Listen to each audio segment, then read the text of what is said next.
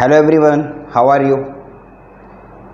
You already know that in this particular chapter, effects of electric current, we have already completed many things like voltage, current, heat generation, Joule's law of heating, and also if you have remembered that we have studied a formula H is equal to I square RT, and that was Joule's law of heating, correct? So we have studied in detail. So basically the topic which we are studying is heating effect of electric current. As I have told earlier that in this particular chapter we are going to study many things, many effects of electric current, but we are studying currently the heating effect, correct now? So let's continue further. As I told you in last lecture that in coming lecture I am going to cover the topic about the electrical connection, electrical circuit in our houses. So let's start with that. Students, अगर आप अपने घर की wiring देखेंगे, wiring को अगर आप देखेंगे और अगर वो वायरिंग परफेक्ट कलर कोडिंग से की हुई वायरिंग है, तो आपको उसमें बेसिकली अपने बोर्ड पे, मेन बोर्ड पे आपको 3 कलर के वायर मिलेंगे. You will be able to see 3 colour wires. Okay, अच्छा इसमें भी मैं पहले क्लियर करता चलूँ, ये जो कलर कोडिंग है, पहले कलर कोडिंग थोड़ी सी डिफरेंट थी, ओल्ड और न्यू. अभी मॉडर्न जो करंट कोडिंग कलर कोडिंग आ रही है that is little bit different. मैं आपको दोनों ही बता दूंगा. अगर किसी के घर पे ओल्ड रहेगी तो वो ओल्ड कोडिंग के हिसाब से समझ ले, किसी के घर में अगर न्यू मॉडर्न कोडिंग है तो वो उसके हिसाब से समझ ले. देखो जो ओल्ड सर्किट्स थे उसमें हम लोग क्या करते थे, basically we used to have 3 colours, out of which 3 colors were red, black and there used to be yellow. आपको कौन कौन से वायर मिलते थे? There used to be red color wire and black color wire and there used to be yellow color wire. ठीक है. अब इन wire का, 3 वायर का काम क्या है? हालांकि आप जानते हो कि मान लो ये एक बल्ब है और इस बल्ब को ग्लो करवाना है तो हमको 2 वायर की ज़रूरत है, एक बैटरी के through, plus minus. 2 wires are sufficient enough, correct ना? एक करंट को लेके जाएगा, दूसरा करंट को वापस लेके आएगा. तीसरा वायर कहाँ से आ गया, इसको हम थोड़ी देर में समझेंगे कि तीसरा वायर हमारे पास क्यों आया. बेसिकली मैं भी यहाँ पे नाम लिखूंगा तो आप नाम से ही समझ जाएंगे कि ये तीसरे वायर की ज़रूरत क्या है. देखिए ये जो फर्स्ट रेड वायर है इसको कहा जाता है लाइव. कौन सा वायर कहते हैं इसको हम लोग? Live wire. जो ब्लैक है हमारे पास उसको हम लोग बोलते हैं neutral. This is called as neutral. And one which is there in yellow colour, it is called as earth wire. Live wire का काम ये है कि लोड तक करंट को लाना. हमारा जो लोड है, fan, bulb, AC, this all electrical appliances are in general called as load. तो लोड तक जो करंट को ड्रॉ कर रहा है, लेके आ रहा है, उसको बोलेंगे लाइव वायर. जो लोड से करंट को वापस लेके जा रहा है उसको बोलेंगे न्यूट्रल वायर. और जो एक अर्थ वायर होता है, अब ये अर्थ वायर का काम क्या है सुनिए. अगर किसी भी इलेक्ट्रिकल अप्लायंसेस पे अगर करंट एक्सेसिव हो जाती है, ज्यादा हो जाती है, तो अर्थ वायर का काम यह है कि वो एक्सेसिव करंट को वहां से अर्थ में पास कर देता है. इसीलिए हम लोग इसको बोलते हैं अर्थिंग. अर्थ वायर को अर्थ से कनेक्ट करने को हम लोग क्या बोलते हैं? अर्थिंग. एक्सेसिव करंट को वो पास ऑन कर देता है. सो मेन पॉइंट पे, मेन कनेक्शन पॉइंट पे वायर लगा होगा और इसको हम लोग बोलते हैं अर्थिंग. लोड के पास आपको ये नहीं दिखेगा, मेन पॉइंट पे दिखेगा. तो वहां से हम लोग एक एक्सेसिव एक्स्ट्रा पॉइंट होता है जो मेन कनेक्शन पॉइंट के बीच में होता है, वहां से हम लोग वायर को लेकर अर्थ पे डाल देते हैं और इसका काम क्या है? एक्सेसिव करंट को पास ऑन कर देना. So this was according to old current, old colour coding. लेकिन न्यू मॉडर्न में हम लोगों ने क्या किया, इसको थोड़ा बहुत चेंज किया. लाइव वायर आपको ब्राउन कलर का मिल सकता है मॉडर्न कलर कोडिंग के हिसाब से. जो न्यूट्रल वायर है, इंस्टेड ऑफ हैविंग ब्लैक, ये आपको मिल सकता है ब्लू कलर में, ठीक है. और जो अर्थ वायर है ये अभी भी या तो येलो मिलेगा या फिर आपको मिलेगा green. So this is according to new colour coding. बाकी ये अगर कलर कोडिंग फॉलो करोगे तो ये, वरना तो आजकल क्या करता है भाई, आपके घर में कुछ खराब हुआ, आपने किसी टेक्नीशियन को, इलेक्ट्रिशियन को बुलाया काम करने के लिए, तो they don't care, some of them care about colour coding but most of them don't care about colour coding. तो वो लोग क्या करते हैं, कोई भी कलर का वायर डाल देते हैं। तो अगर आपको कोई अलग कलर का वायर भी वहां दिख जाए तो कंफ्यूज मत होना, ये कोई कंपल्सेशन नहीं है, रेड ऐसे ही होना चाहिए, ब्लैक ऐसे ही होना चाहिए, ये नॉर्म्स है जिसको फॉलो किया जाना चाहिए। बट अगर आपने काम करवाया है घर में इलेक्ट्रिसिटी का और किसी इलेक्ट्रिशियन ने आके काम किया है, तो वो कुछ भी करके गया होगा, किसी भी कलर का वायर डाला होगा, तो आपको अगर आपके घर में ऐसा कुछ दिखे तो घबराने की जरूरत नहीं है। आपको याद क्या रखना है, याद रखना है आपको ये 3 चीजें। Forget about colours, just remember 3 colours, there is light, there is neutral, there is earth. Life का काम करंट को लेके आना, न्यूट्रल वापस लेके जाना, अर्थ का काम एक्सेसिव करंट को पास ऑन कर देना। अब ये मैंने बच्चों आपको पढ़ाया क्यों, एक इंपॉर्टेंट टर्म समझाने के लिए, जिस टर्म का नाम है, आपने भी उसको सुना होगा, और उसका नाम है शॉर्ट सर्किट। बहुत आपने सुना होगा शॉर्ट सर्किट, भाई फला जगह आग लग गई, कैसे आग लग गई, शॉर्ट सर्किट हुआ। अब ये शॉर्ट सर्किट है क्या, उसको समझिए ध्यान से, अच्छे से समझना उसको। तो मान लेते हैं हमारे पास 2 वायर है, ये रेड वाला इसको मान लेते हैं लाइव वाला, और इसको मान लेते हैं न्यूट्रल वायर ब्लैक वन। अब ये दोनों वायरिंग ऐसे है, और ये दोनों वायर आगे जा रहे किसी लोड में, ठीक है। अब होता ये है, इन केस ये पर्टिकुलर वायर के ऊपर आप देखोगे प्लास्टिक कोटिंग, प्लास्टिक का एक कोटिंग होता है, there is a plastic coating provided on the wire for the safety precaution. अगर ये प्लास्टिक का कोटिंग नहीं रहेगा तो ये 2 वायर आपस में चिपक जाएंगे, high amount of colour flow और करंट फ्लो होगा। Reason is the potential difference between this live and neutral wire is approximately 220 volts. कितना होता है पोटेंशियल डिफरेंस, मैं लिख दूं यहां पे, potential difference between live and neutral wire is 220 volt.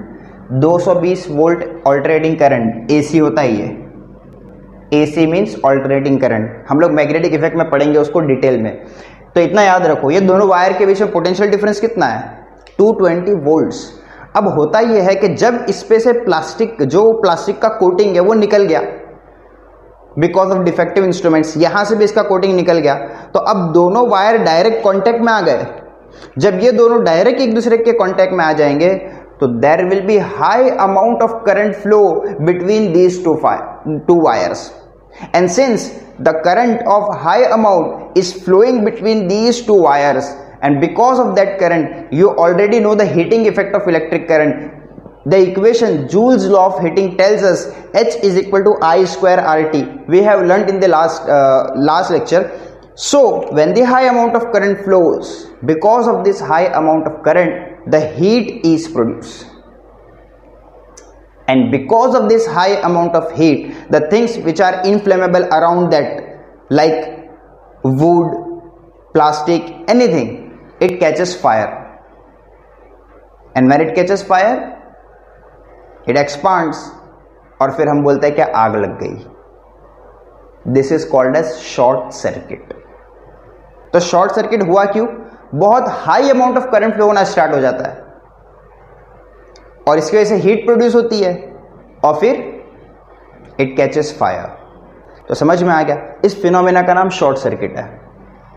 तो ये आपके टेक्स्ट बुक के अंदर भी आपको मिलेगा, शॉर्ट सर्किट एग्जाम में पूछे तो आपको यही लिखना है, आपको समझाना है कि लाइव और न्यूट्रल और अर्थ वायर होता है, और अगर दोनों के बीच में पोटेंशियल होता है तो 220 वोल्ट का जब भी कोटिंग निकल जाती है तो डायरेक्ट कॉन्टैक्ट में आने की वजह से high amount of current flow होती है, and because of that heat is produce and any inflammable materials around that like wood and plastic, anything, it catches fire, and this phenomena is called as short circuit. ठीक है, अब बात यह है कि sir short circuit तो हो गया, अब इसको प्रिवेंट करने के लिए, to prevent short circuit what we do, short circuit को अगर प्रिवेंट करना है तो क्या कर सकते हैं। अच्छा, ये लाइव न्यूट्रल अर्थ वायर कि ये जो मॉडर्न कलर कोडिंग है, ब्राउन, ब्लू और जो ग्रीन या येलो दोनों में से कोई भी हो सकता है, ठीक है, that is not fix colour. यह आपको समझ में आ गया अच्छे से? Did you get this? Okay, अभी हम लोग समझते हैं कि ये जो शॉर्ट सर्किट हो रहा था इसको हम लोग प्रिवेंट कैसे कर सकते हैं। See, there is a small, a very well known, common known word and that is fuse. क्या आपने ये वर्ड सुना है इससे पहले? Yes, in 9th standard you have already learned about the fuse, कि फ्यूज क्या होता है और फ्यूज का काम क्या होता है और फ्यूज कैसे काम करता है। Before going to the detail, just first of all of you just have a look on this image, the image which is coming on your screen। आप देख सकते हैं इसमें बहुत सारे टाइप के फ्यूजेज है। एक्चुअली ये इमेज आपकी टेक्स्ट बुक से लिया गया है, इसमें आप देख सकते हो बहुत सारे टाइप के फ्यूजेज है। ये जितने भी आपको दिख रहे हैं, इन सारे के सारे फ्यूजेस का अलग अलग काम है। किसी को हम ऑटोमोबाइल के अंदर यूज करते हैं, किसी को हम लोग इलेक्ट्रिकल सर्किट्स में यूज करते हैं, किसी को हम लोग घरों में भी यूज कर सकते हैं, किसी को अलग अलग इलेक्ट्रिकल अप्लायंसेस की जगह पे हम लोग यूज करते हैं। तो ये सारे के सारे फ्यूजेस है, ठीक है। अब समझते हैं कि फ्यूज होता क्या है। सुनो, जब भी अगर सर्किट में high amount of current flow होगा तो फ्यूज का काम यह है कि सर्किट को ब्रेक कर दे। फ्यूज का काम क्या है? The work of fuse is to break the circuit. अब ये सर्किट को ब्रेक कैसे करता है? मेरी बात को ध्यान से सुनिएगा। एक्चुअली ये 9th में आप पढ़ चुके हो, लेकिन थोड़ा सा उसका रिवीजन ले लेते हैं। तो मान लेते हैं ये एक वायर है और यहाँ पे कोई लोड कनेक्टेड है। लोड नहीं, छोड़ो, हमने यहाँ पे लगा दिया एक फ्यूज। फ्यूज बेसिकली ऐसा तार होता है, बिल्कुल छोटा सा, स्मॉल पीस ऑफ मेटल। और ये मेटल कैसा है? जिसका मेल्टिंग पॉइंट लो है, लो मेल्टिंग पॉइंट। ऐसा मटेरियल यूज करेंगे जिसका मेल्टिंग पॉइंट बहुत ही कम हो, यानी फटक से मेल्ट हो जाता हो ये, ठीक है। लो मेल्टिंग पॉइंट वाला क्यों यूज करते हैं मैं बताऊंगा अभी। तो बेसिकली ये जो तार होता है छोटा सा, जिसको हम लोग फ्यूज कहते हैं, उसका मटेरियल कौन सा होता है? वो मटेरियल जिसका मेल्टिंग पॉइंट लो हो। फॉर एग्जाम्पल आप ले लो, टीन या लीड ले लो आप, या कॉपर। पीरियोडिक टेबल में आपको इसका सिंबल मिलेगा Sn, इसका आपको मिलेगा Pb, इसका आपको मिलेगा Cu। ये मटेरियल्स हम लोग बेसिकली यूज करते हैं इसके अंदर। अब मान लो यहां से करंट आ रही है और यहां से करंट जा रही है, तो नॉर्मल फंक्शन के अंदर नॉर्मली जब करंट फ्लो होगी तो इसके अंदर हीट जनरेट तो होगी, लेकिन ये हीट इतनी नहीं होगी कि वायर मेल्ट हो जाए। लेकिन सपोज फॉर एग्जांपल अगर शॉर्ट सर्किट होता है और high amount of current flow होना स्टार्ट होता है, because of high amount of current the heat produced over here is more. आपको पता है करंट जब भी फ्लो होगा रेजिस्टेंस से तो क्या प्रोड्यूस होगा? Heat, heating effect of electric current. तो यहां पे हीट प्रोड्यूस होगा बहुत हाई अमाउंट में, and because of this heat the wire melts. अब देखो, अगर मैं इसको हाई मेल्टिंग पॉइंट वाला रखूं तो हाई मेल्टिंग पॉइंट वाला रखने की वजह से क्या होगा? हाई अमाउंट ऑफ करंट भी आ रहा है, ये हीट भी हो रहा है, लेकिन ये मेल्ट नहीं हुआ। Because of not melting the connection will not be broken. हम क्या चाहते हैं? हम ये चाहते हैं कि जब भी करंट हाई अमाउंट में फ्लो हो तो ये यहां से मेल्ट हो जाए और मेल्ट होकर कनेक्शन को तोड़ दे। लेकिन अगर इसका मेल्टिंग पॉइंट हाई हो तो ये तो मेल्ट होगा ही नहीं, इसीलिए हम लोग इसको लिखते हैं लो मेल्टिंग पॉइंट वाला। जैसे ही करंट हाई हुआ, हीट प्रोड्यूस हुई, जैसे ही हीट प्रोड्यूस हुई ये यहां से टूट गया, and once it is broken from here the current flow is stop. Because current को फ्लो होने के लिए कंप्लीट सर्किट की जरूरत है, इनकंप्लीट सर्किट में करंट फ्लो नहीं होता। तो ये फ्यूज होता है जो हमारे घर में हमारे इलेक्ट्रिकल अप्लायंसेस की हिफाजत करता है।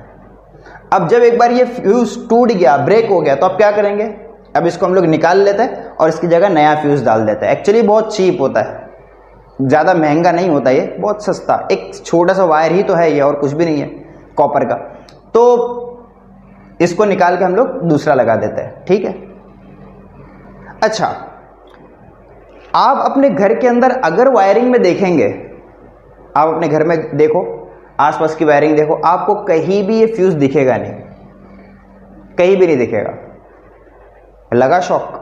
आप बोलेंगे सर अभी तो आप पढ़ा रहे थे कि इलेक्ट्रिक वायरिंग की जो हिफाजत है उसको करने के लिए फ्यूज़ की बहुत ज़रूरत है। The fuse is very much necessary for the precaution of the electrical circuit. Now you are saying that you will not find this fuse kind of thing in your home. How is it possible? Yes, we don't use fuse, but what we use is MCB. Yes, हम लोग क्या use करते हैं बच्चों? MCB। बता रहा हूं मैं ये MCB एक्चुअली है क्या। So what we use is MCB। Actually ये MCB शॉर्ट फॉर्म है किसका?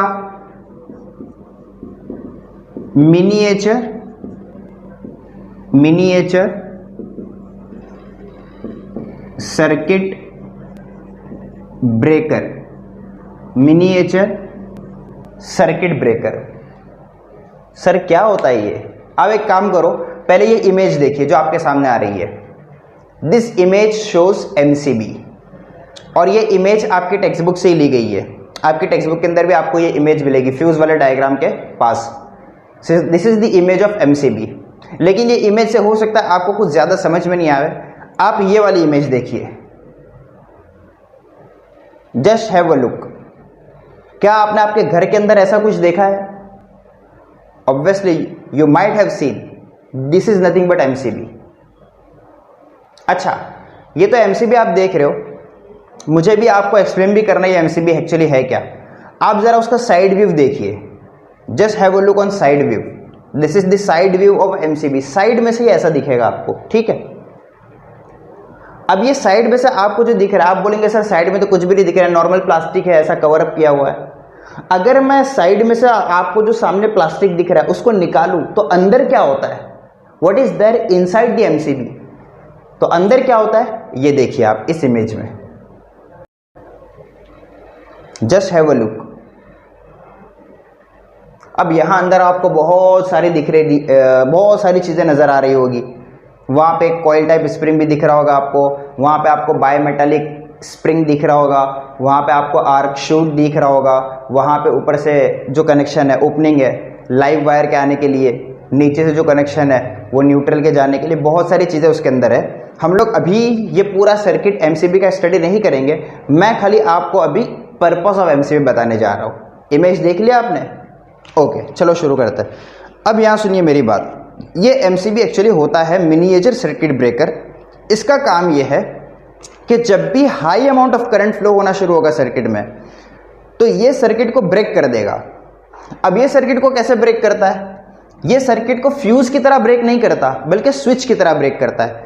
फॉर एग्जाम्पल, यहाँ पे ये कोई वायर है जिसमें से करंट फ्लो हो रही है, और ये भी एक वायर है जिसमें करंट आ रही है। अगर मैं यहाँ पे इसको मिलाऊं तो करंट फ्लो होगा ना, और अगर मैं इसको उठा लूँ ऐसे तो अब करंट फ्लो होगा नहीं। There will be no flow of current because circuit is broken.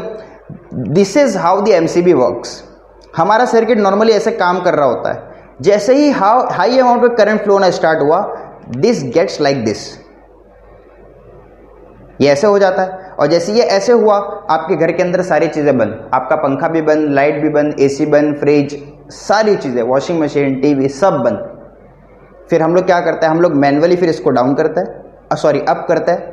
ये तो मैं फिगर में आपको ऐसा दिखा रहा हूँ, बट मैनुअली उसको शुरू करने के लिए आप ऐसा अप करते हो, तो हम उसको फिर ऐसा अप करते हैं और फाइनली सर्किट कंप्लीट होता है और करंट फ्लो होना स्टार्ट होता है। अब ये कैसे काम करता है सर? एक्चुअली ये स्प्रिंग लोडेड होता है और इसके अंदर हम लोग यूज करते हैं bimetallic strip. Bimetallic strip strongly इसको ऐसा पकड़ के रखता है, लेकिन जैसे ही करंट हाई अमाउंट में फ्लो होना स्टार्ट हुआ तो ये बायोमेटालिक स्ट्रिप मेल्ट तो नहीं होता, लेकिन डिफॉर्म हो जाता है। इसने जो स्ट्रांगली इसको पकड़ के रखा था अगेंस्ट द स्प्रिंग लोड, अब ये पकड़ के नहीं रख पाता बिकॉज ऑफ हीट, बल्कि इसकी जो स्ट्रांगनेस होती है वो थोड़ी सी वीक हो जाती है। It becomes little bit weak and it gets down like this and circuit is broken. फिर फाइनली थोड़ी देर के बाद जब करंट आना बंद हो गई और इसका जो हीटिंग इफेक्ट उसके अंदर आया था, that heat was release finally because of gets cooling, it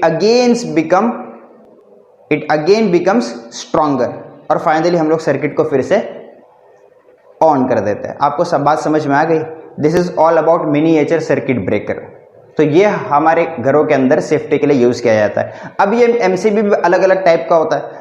अगर नॉर्मल लोड है घर के अंदर, नॉर्मल लोड के लिए एमसीबी अलग आता है। इंडस्ट्री में, कमर्शियली, जहां बड़ी बड़ी फैक्ट्री काम कर रही है इलेक्ट्रिसिटी पे, वहां पे एमसीबी अलग टाइप का होता है। तो depending upon the type of load which is being used in houses और industries, we are having different types of MCB. आप अगर दुकान में जाके बोलेंगे तो आपको बोलेगा type A, type B, type C, type D, इस तरह से उसको डिवाइड किया हुआ है depending upon the load. In fact हमारे घरों के अंदर भी फिक्स टाइप नहीं होती। किसी के घर के अंदर लोड ज्यादा है, एसी लगा हुआ है, पंखा लगा हुआ है, रेफ्रिजरेटर भी है, बहुत सारी चीजें एक साथ चल रही है, 3 4 5 फ्रिज है, तो वहां एमसीबी अलग होगा। किसी के घर के अंदर ज्यादा इलेक्ट्रिकल लोड नहीं है, नॉर्मल चीजें है, तो वहां पे एमसीबी अलग टाइप का होगा। क्या आपको बात समझ में आ रही है अच्छे से? This was all about the miniature circuit breakers. Now we have completed the heating effect of electric current. Heating effect of electric current का जितना पोर्शन था, that all we have completed. Okay? तो अब क्या करेंगे हम लोग? अब हमारा जो नेक्स्ट पार्ट है इस चैप्टर में, that is magnetic effect of electric current. But student, what I want is, before going to the magnetic effect, let us complete the numericals based on heating effect of electric current. मेरी एक बात ध्यान से सुनो, याद रखना बच्चों, इस चैप्टर के न्यूमेरिकल सबसे हलवा है, कुछ भी नहीं है इसमें। Numericals are very very very very से भी ज्यादा वेरी कुछ होता है तो वो भी उतने इजी न्यूमेरिकल्स है इसके। और इंपॉर्टेंट बात यह है कि आपको इस चैप्टर में जो न्यूमेरिकल है, the numericals will only be there from heating effect of electric current. आगे जो और इफेक्ट है, मैग्नेटिक इफेक्ट है, इलेक्ट्रोमैग्नेटिक इंडक्शन है, उस पे बेस्ड आपको न्यूमेरिकल पूछते ही नहीं है। They will only ask the numericals based on heating effect of electric current. तो हम लोग क्या करेंगे, पहले न्यूमेरिकल कर लेते हैं। अब न्यूमेरिकल सॉल्व्ड और अनसॉल्व्ड दोनों है। एक्चुअली मैं तो न्यूमेरिकल नहीं कराने वाला था, I would have started magnetic effect of electric current, but in last chapter which we studied refraction of light, many of you they personally message me कि सर रिफ्रैक्शन ऑफ लाइट की numerical हमें कराइए, थोड़ा सा doubt आ रहा है। तो इस बार मैंने सोचा कि पहले ही आपको करा देते न्यूमेरिकल, ठीक है। और न्यूमेरिकल है भी सिर्फ हीटिंग इफेक्ट में, और हीटिंग इफेक्ट हमने पढ़ भी लिया है, तो चलो न्यूमेरिकल कर लेते हैं। Okay, but before going to numerical, important चीज क्या है, आपको सारे फॉर्मूले पता होने चाहिए। अब इसमें हमने फॉर्मूले पढ़े ही कितने थे, 3 4 5 फॉर्मूले थे, एक बार क्विक रिवीजन ले लेते हैं। ओके, तो आइए, हमने देखा था कि अगर किसी सर्किट में करंट फ्लो हो रहा है तो उस सर्किट में जो हीट प्रोड्यूस होती है, that heat H is given by I square R T. I है हमारा current, R resistance, T time, और H is the amount of heat produced. उसके बाद हमने देखा था power, electrical power P is equal to voltage multiplied by current. Power is equal to voltage multiplied by current. I hope आपको formula पता होगा ये। और कौन सा फॉर्मूला हमने देखा था, हमने ओम्स लॉ देखा था, लेकिन ओम्स लॉ इस न्यूमेरिकल में यूज नहीं होगा, बट हो सकता है बोर्ड में अगर आपको कुछ बदल के ट्विस्ट करके न्यूमेरिकल पूछे और उसमें ओम्स लॉ यूज हो तो आपको पता होना चाहिए। ओम्स लॉ क्या है हमारा, voltage is equal to current time resistance, potential difference V is equal to IR। V is potential difference, I is electric current, R is resistance. तो चलिए न्यूमेरिकल शुरू करते हैं। अब न्यूमेरिकल आपकी टेक्स्ट बुक में 2 न्यूमेरिकल, एक तो जो सॉल्व्ड है और एक जो अनसॉल्व्ड है। गाइस, जो सॉल्व्ड है ये आपका होमवर्क है, क्योंकि वो ऑलरेडी सॉल्व्ड है, तो उसको देखिए, आप समझिए और खुद से अपनी नोटबुक के अंदर उसको ट्राई करना, ठीक है। हम यहाँ पे जो न्यूमेरिकल करेंगे वो अनसॉल्व्ड वाले कर लेते हैं जो आपकी एक्सरसाइज में गिवन है। ओके, सो मैं आप सबसे रिक्वेस्ट करूंगा कि टेक्स्ट बुक आप अपने सामने रखिए। टेक्स्ट बुक को आप खोल के रखेंगे अपने पास। टेक्स्ट बुक ऑब्वियसली लॉकडाउन है, आपके पास टेक्स्ट बुक होगी नहीं, लेकिन आपको याद होगा I have already send PDF to you people. Text book का PDF मैं आप लोगों को भेज चुका हूं, सो प्लीज वो PDF अपने सामने खोल के रखना ताकि आप क्वेश्चन वहां से रिफर कर सको, ठीक है। So let us come to the exercise of this particular chapter, heating effect of electric current, and here I am there on question number 12. Numericals are there in question number 12. Question number 12 का A, question 12 का A, heat energy is being produced in a resistance in a circuit at the rate of 100 watt. Question सुनना, heat energy is being produced in resistance in a circuit at the rate of 100 what. The current of 3 ampere is flowing in the circuit. The current of 3 ampere is flowing in the circuit. What must be the value of resistance? आपको उसने दिया है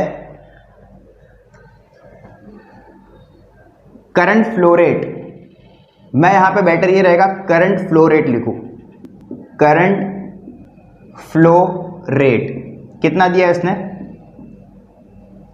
100 what. The amount of current flowing,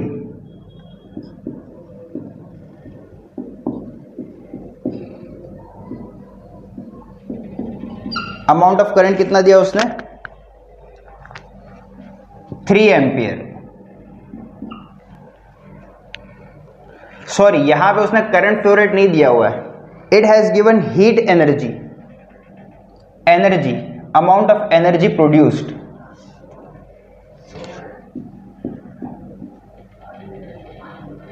energy production rate, energy production rate 100 what, amount of current 3 ampere, ठीक है।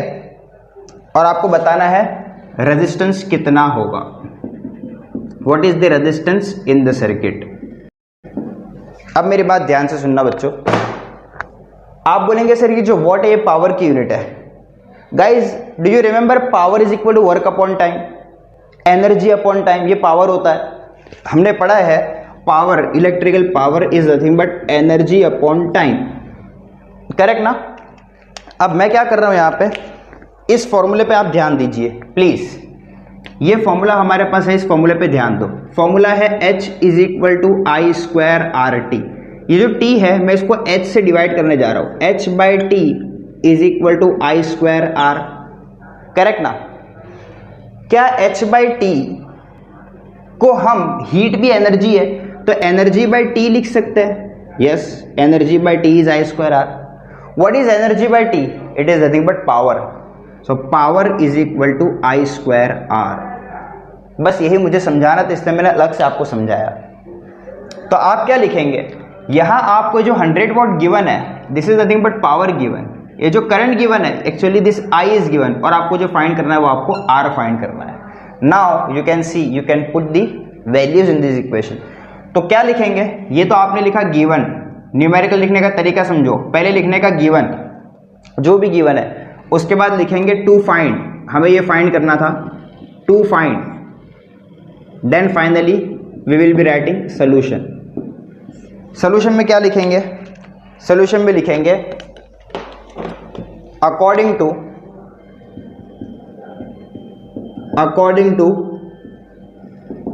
Joule's law of heating, H is equal to I square RT, H by T is I square R, P is equal to I square R। ये मैंने वही step को यहाँ पे copy किया है और कुछ भी नहीं किया इसमें, समझ रहे हो आप। अब क्या करेंगे, अब वैल्यूज को पुटअप करेंगे और सॉल्व करेंगे, okay. So let's put the values. Power कितना गिवन है 100 इज इक्वल टू आई कितना गिवन है 3, बट 3 पे आप देख सकते हैं स्क्वायर लगा हुआ है। उसके बाद रेजिस्टेंस कितना है, रेजिस्टेंस तो हमें फाइंड करना है। From this equation resistance is equal to 100 divide by 9 क्यों, 3 का स्क्वायर 9। चलो अगर आप कंफ्यूज हो रहे हो तो 3 स्क्वायर एज इट इज लिखता हूं मैं, 3 स्क्वायर। तो resistance is equal to 100 divide by 9। अब इसको कैंसिल करते हैं, कैसे कैंसिल करेंगे, 9 1 जा 9, अगेन 9 1 जा 9, then again 1, then again 1, and it will be continued. So finally I can write the resistance produced, the resistance in the circuit is 11.11 ohm. Please unit लिखना मत भूलना, the writing of units are very much important. So the resistance produced in the circuit is 11.11 ohm. I hope आपको numerical समझ में आ गया, बहुत easy था। Pause करो, कॉपी करो, we move to the next numerical.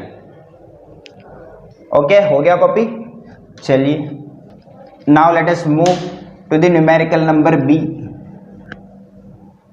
हम लोग देख लेते हैं numerical number B of the same question. Numerical tells that two tungsten bulbs of wattage 100 watt and 60 watt, दो बल्ब है टंगस्टन के, एक 100 watt एक 60 watt, they are working on 220 volt potential difference. If they are connected in parallel, दोनों bulb को parallel में connect किया जाए तो how much current will flow through the main conductor. पहले डायग्राम बना लेते हैं, डायग्राम बना लेते हैं समझने के लिए।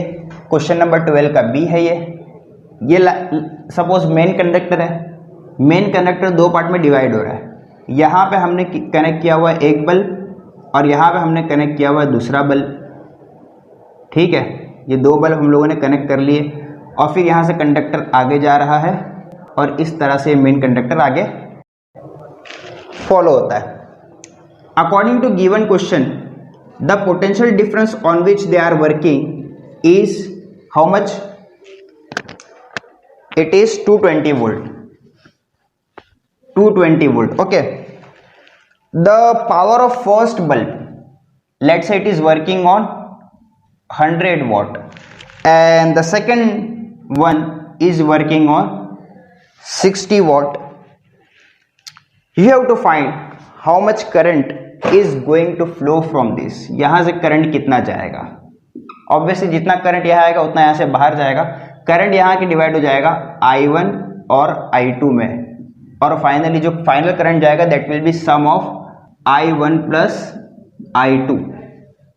मान लेते हैं ये बल्ब नंबर 1 है और ये बल्ब नंबर हमारा 2 है। ठीक है, ओके। अब गाइस आप फॉर्मूला देखिए, आपके पास पावर है, आपके पास वोल्टेज है, करंट आपको फाइंड करना है, तो simple you can apply P is equal to V I, correct ना? So I have to find I। अब मुझे फाइंड करना पड़ेगा I1 plus I2। Total current find करने के लिए क्या फाइंड करना पड़ेगा? I1 plus I2। तो मैं इस सेक्शन में फॉर्मूला लगाऊंगा P is equal to V I वाला। According to this formula I can get I is equal to P by V, correct? अरे power is equal to voltage into current, therefore current is equal to power upon voltage. तो same formula can I use? Yes. तो मैं यहां पे formula use करूंगा I is equal to P by V. इसी को मैं थोड़ा बड़ा लिख रहा हूं और अब मैं नंबरिंग के साथ लिखूंगा। I will write like this, I1 is equal to P1 by V. Similarly I can write I2 is equal to P2 by V, है ना? तो ये सारी चीजें गिवन थी, ये सारी चीजें गिवन थी आपको, और आपको फाइंड करना था to find I according to this diagram. अब हम लोग सोल्यूशन स्टार्ट करेंगे। सोल्यूशन में क्या लिखेंगे? We know that total current I is sum of I1 plus I2, but we know that I1 can be written as P1 by V and I2 can be written as P2 by V। हमें कैसे पता चला? Because we know that power is equal to voltage time current। Now I is equal to values put करें। P1 कितना है? 100 watt। Voltage कितना है? The voltage is same for both of them, 220 volt, plus power 2 कितना है? 60 watt। Voltage कितना है? 220। 100 plus, अब देखो डिनोमिनेटर सेम है तो एक बार कॉमन लिख देंगे और ये कितना हो जाएगा ऊपर? 160। Now there is just simple calculation, 0 से 0 कैंसिल, 2 8 जा 16 एंड 2 11 जा 22। Now it becomes 8 by 11। 8 by 11 को कैसे सॉल्व करेंगे बच्चों? मैं यहाँ पे लिखता हूँ 8 बाई 11, फिर सॉल्व करते हैं इसको। 8 बाई 11 को कैसे सॉल्व करेंगे? देखो क्या करेंगे, यहाँ पे हम लोग लगा देंगे 0, यहाँ पे 0 लगाएंगे तो यहाँ पे लगाना पड़ेगा 0 पॉइंट आंसर में। देन 11 1 जा, देन 11 7 जा 77, कितना बचा? 3 बचा ना। अगेन यहाँ पे 0 लगाएंगे और फिर 11 2 ज़ा 22, अगेन 8 बचेगा 80 हो जाएगा, 11 7 ज़ा 77, अगेन 3 बचेगा 30 हो जाएगा, 11 3 2 ज़ा 22, और ये 7 2 7 2 कम कंटिन्यू होगा। Students this is the mathematic calculation, okay, आप खुद कैंसिल करके देख लो। So finally the answer I got is the current flowing through the circuit I, the current flowing through the circuit I will be equal to 0.72, which is going to continue, no need to write ampere, unit लिखना मत भूलना, 0.72 ampere. समझ में आ गया? Easy है ना? Okay, pause करो, copy करो फटाफट, हम लोग मूव होते towards the next numerical. Okay, हो गया? So let us move to the next numerical. Again it is going to be very simple. अरे फिजिक्स एकदम सिंपल, कोई भी न्यूमेरिकल फिजिक्स का टफ नहीं है। कंडीशन ये है कि आपको कॉन्सेप्ट आना चाहिए। कॉन्सेप्ट अगर आपको आता है तो आप 1000 क्वेश्चन सेम कॉन्सेप्ट पे सॉल्व कर लोगे और आपको कोई पकड़ नहीं सकता। और अगर आपको कॉन्सेप्ट नहीं आता तो आपको हर क्वेश्चन फिजिक्स का नया क्वेश्चन लगेगा। Okay, question number C, who will spend more electrical energy, 500 watt TV set in 30 minutes या 600 वॉट हीटर इन 20 मिनट्स? ज़्यादा एनर्जी कौन स्पेंड करेगा? चलो हाथ में रखता हूँ टेक्स्ट बुक ताकि क्वेश्चन को मैं रिफर कर सकूं। यहाँ हमारे पास है क्वेश्चन नंबर सी, ये बी था, इसको कर देते सी। आपको गिवन है 2 things, 500 watt TV set, TV set है आपके पास एक तो, और दूसरा आपके पास है हीटर। टीवी सेट का पावर कितना है? Just look in your text book, 500 what. और हीटर का पावर कितना है? 600 वॉट। आपको ये पूछा है दोनों में से कौन ज्यादा इलेक्ट्रिकल एनर्जी स्पेंड करेगा, बट डायरेक्ट आप ये देख के नहीं बता सकते, आपको ये भी देखना पड़ेगा कि इनको कितने टाइम तक यूज किया गया है। अरे टाइम भी तो मैटर करता है, जितने टाइम तक यूज करोगे उतना इलेक्ट्रिकल एनर्जी कंज्यूम होगा। तो इसको हमने यूज किया 30 मिनट्स तक, और इसको हम लोगों ने यूज किया 20 मिनट्स तक। मैं यहां पे ऊपर लिख देता हूं सबके, ये जो भी चीज है, ये तो टाइम है, करेक्ट, ये है पावर, करेक्ट, और इसको हम लोग बोल देते हैं appliances, electrical appliances. Who will use more energy? अब ऑब्वियसली एनर्जी का फॉर्मूला हमारे पास क्या है? ये लोग हीट एनर्जी यूज करेंगे, तो हीट एनर्जी का क्या फॉर्मूला होता है? I²RT, correct. लेकिन क्या अगर मैं पावर को टाइम से मल्टीप्लाई कर दूं तो भी मुझे एनर्जी मिलेगा? According to this formula, just look, P is equal to E by T. If I multiply T with P, can I get E? So my energy E is equal to power into time. सही है? So if you multiply power and time, what you are going to get is energy. So just look in the question, you have to find the electrical energy spent by both of these appliances. So I can multiply both of these to get energy, and I can write energy consumed. यहां कितना energy consumption होगा? 500 into 30।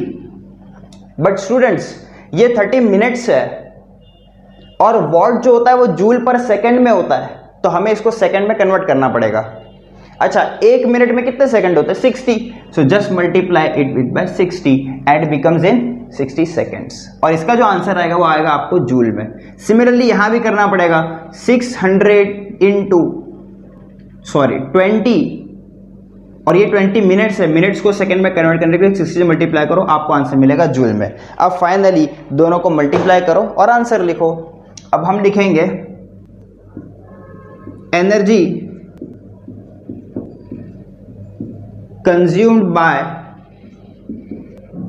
TV set. इसको calculation करके इसका answer भी यही पे लिख देते पहले। मैं इसको रब कर रहा हूं, फॉर्मूला आपके दिमाग में होना चाहिए, फॉर्मूला है ना दिमाग में?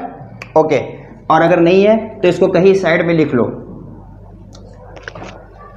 चलिए मल्टीप्लाई करिए, 6 3 जा 18, 18 को 5 से मल्टीप्लाई करो और देखो क्या आंसर आता है।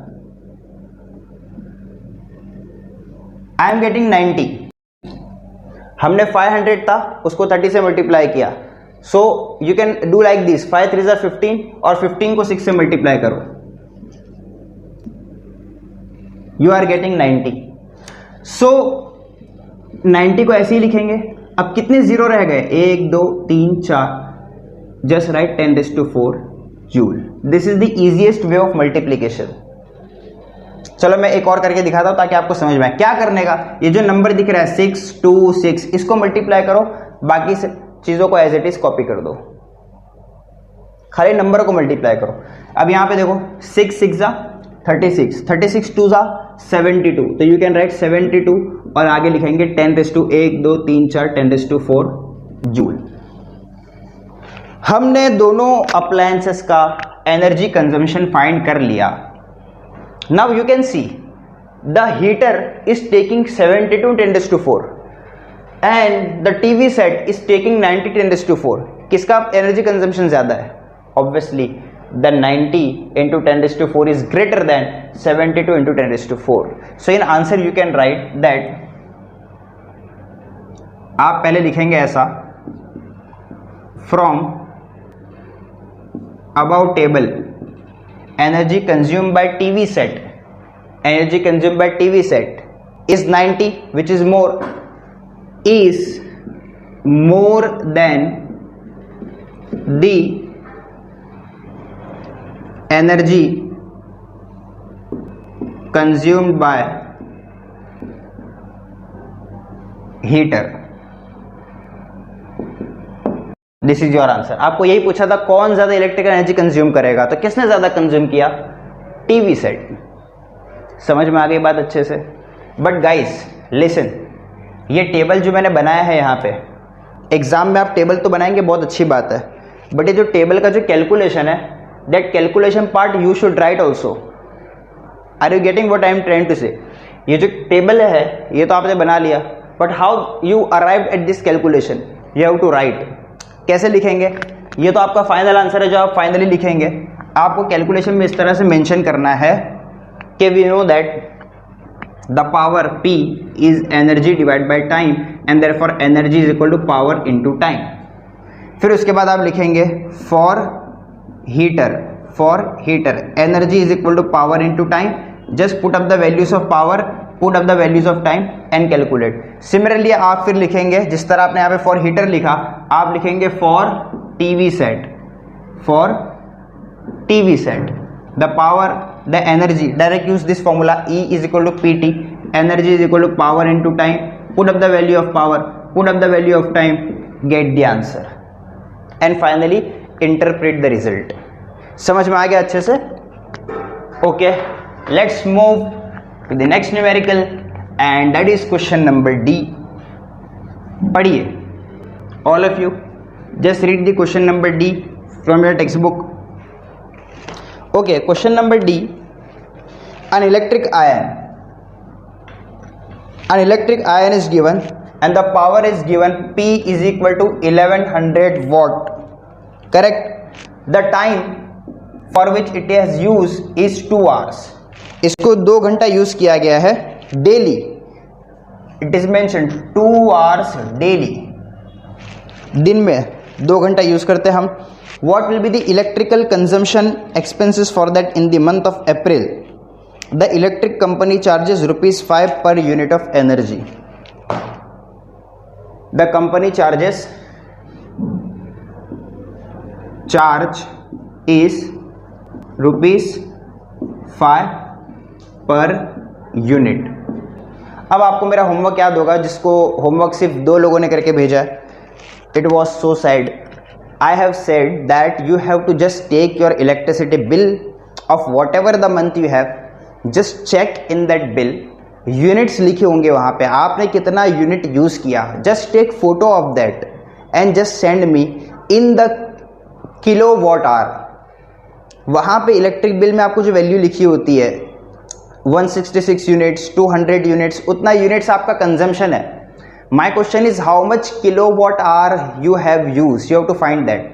सो 1 kilo watt hour is nothing but 1 unit only. It is very simple. लेकिन ये होमवर्क पता नहीं आपको समझ में आया नहीं आया, सिर्फ 2-3 लोगों ने करके भेजा है. तो प्लीज़ आप अपना लाइट बिल चेक करिए, उसमें आपको बहुत सारी चीज़ें सीखने मिलेगी. आपका जो इलेक्ट्रिसिटी आपके घर में जो सप्लाई करता है, जो सप्लायर बेस्ट वाले बृहन्मुंबई महानगर पालिका या फिर और कोई रिलायंस का अगर आप कनेक्शन यूज़ करते हो, तो उसमें बहुत सारी चीज़ें मेंशन होती है. Why they are charging so much amount, they have mentioned over there. वहाँ पे लोड फैक्टर होता है, वहाँ पे पीक फैक्टर होता है, फ्यूल कंजम्पशन चार्जेस होता है, फिर वहाँ पे सप्लाई चार्जेस होते हैं, फिर वहाँ पे मेन चार्जेस होते हैं. पूरी लिस्ट लिखी होती है कि आपने क्या क्या कितना यूज़ किया. फिर प्रीवियस मंथ का अगर आपका बाकी है तो वो भी वहाँ पे लिखा होता है. आप अगर लेट पे करेंगे तो वो भी चीज़ वहाँ लिखी होती है. आपका मीटर का नंबर होता है, आपका कंज्यूमर आईडी नंबर होता है. सो प्लीज़ अगर इन सारी चीज़ों पे अभी से आप दिमाग लगाना शुरू करोगे तो आप माइंड क्रिएटिव बनेगा आपका. आपकी आदत पड़ेगी चीज़ों के बारे में सोचने की. आप हर चीज़ को टेक्निकली सोच सकते हो. तो एक इलेक्ट्रिक का बिल ही अगर आप अच्छे से पढ़ लोगे तो बहुत सारी चीज़ें वो आपको समझा सकता है. I know it is there written in Marathi, you can take help of us. हम लोग किस लिए यहाँ पे, आप हमसे पूछिए, we will guide you. So please just look at the bill. आपको बहुत सारी चीज़ें पता चलेगी, आपका इलेक्ट्रिकल कंजम्पशन कितना है वो आपको पता चलेगा. चलिए आ जाते हैं क्वेश्चन पे. तो हमारे पास क्वेश्चन ये है कि एक इलेक्ट्रिकल आयन है और उसका जो पावर है that is 1100 what. Let us convert into kilowatt. Kilowatt में कन्वर्ट करने के लिए किससे मल्टीप्लाई करने का, किलोवाट में कन्वर्ट करने के लिए मल्टीप्लाई इट विथ 10⁻³ अगर ये आपको हार्ड लगता है, टफ लगता है तो सिंपल इतना याद रखो, डिवाइड बाय 1000. डिवाइड बाय 1000, जब 1000 से डिवाइड करोगे आंसर आएगा 1.1. ये 1.1 किलोवाट क्या है, the power consume by ion. You are using 2 hours daily, correct? You are using 2 hours. So let us first of all find. अच्छा, आपको फाइंड करना है ₹5 चार्ज पर यूनिट, इसका ये है. आपको फाइंड करना है to find bill of month of April. अप्रैल के महीने में इस आयन के कारण कितना बिल आएगा. ये सारी चीज़ आपको गिवन डेटा में दी हुई थी, आपको ये चीज़ फाइंड करना है. Now let us start with solution. इसका सोल्यूशन देख लेते हैं. देखो बिल कितना आएगा, जितना यूनिट आपने यूज किया. फॉर एग्जांपल आपने 5 यूनिट यूज किया तो 5 को उसके 4 से मल्टीप्लाई कर दो, 5 5 25, इतना आपका बिल आएगा. फॉर एग्जांपल अगर कोई बंदा अपने घर में 10 यूनिट यूज करता है, कितना, 10 यूनिट, और एक यूनिट का प्राइस है 5, तो टोटल बिल कितना हो जाएगा, 10 5 50. बिल्कुल उसी तरह हमें इस क्वेश्चन में फाइंड करना है कि इस इलेक्ट्रिकल आयन ने कितना यूनिट यूज किया. So I can write the unit मतलब 1 kilowatt hour is called as 1 unit. The unit in kilowatt hour consumed by electrical ion is nothing but how much it is 1.1. but students you can see it is not used for 1 hour, it has used for 2 hours. so I can write consumed by iron per day कितना use कर रहा है वो, 1.1 multiply by 2 which gives you 2.2 kilowatt our. तो एक दिन में कितना यूज किया हम लोगों ने, एक दिन में हम लोगों ने यूज किया 2.2 kilowatt hour. But I want to find for the month of April, so I can write in complete month of April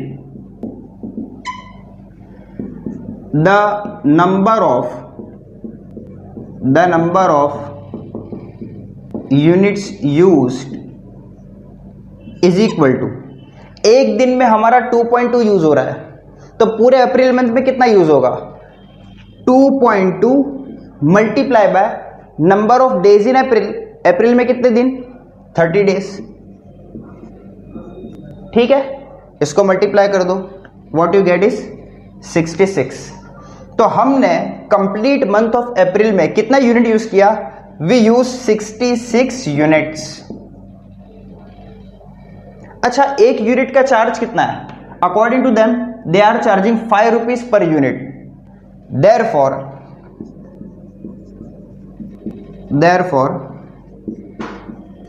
total bill in the month of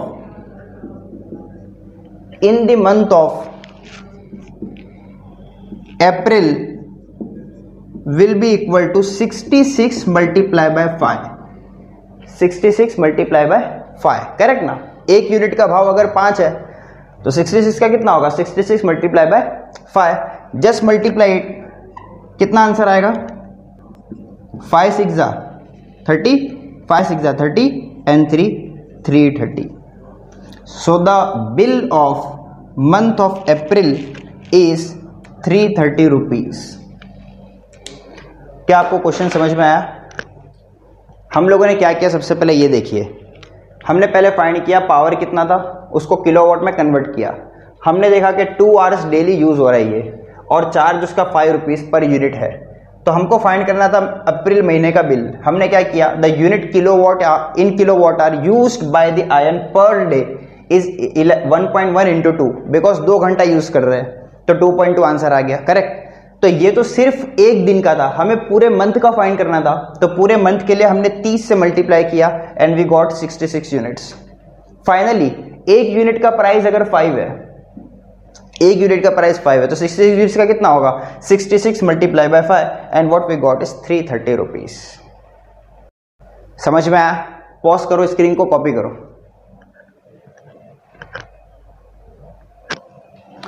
Okay students, I hope that you have copied. Now just listen. Till here we have completed the heating effect of electric current. Okay, heating effect of electric current हमारा complete हो चुका है। ये एक पूरा अलग part था इस चैप्टर का। अब इसके आगे जो पार्ट स्टार्ट होने जा रहा है that is magnetic effect of electric current, जो हम लोग नेक्स्ट लेक्चर से स्टार्ट करेंगे। आपको करना ये है, अपने टेक्स्ट बुक में heating effects of electric current chapter शुरू से लेकर अब तक जहां तक आज के लेक्चर में हमने कवर अप किया है, ये सारा का सारा आप टेक्स्ट बुक पूरा रीड करेंगे अच्छे से। जहां पर आपको डाउट आ रहा है वहां पर प्लीज आप मार्क करें और मार्क करके आप मुझे सेंड कर सकते हैं। और अगर आपको कोई भी डाउट है तो आप कमेंट करके मुझे बता सकते हैं। बाय द वे, आपका होमवर्क आज का ये रहेगा कि you have to solve the solved examples. There are 4 examples which are given in your text book and they are solved examples. Solved example you can easily solve because they are already solved, just you have to understand that. Okay, तो solved example आप वहां से solve करेंगे। and again if you are getting doubt in the solved examples you can tell us by writing the comment in the comment box। अगर आपको दिक्कत आ रही है तो हम यहाँ उसको करेंगे, उसमें कोई प्रॉब्लम वाली बात नहीं है। तो आज के लेक्चर को यहीं पे स्टॉप करते हैं, नेक्स्ट टाइम स्टार्ट करेंगे मैग्नेटिक इफेक्ट, और बहुत इंटरेस्टिंग बहुत मज़ेदार भी है। तब तक टेक केयर, बाय बाय।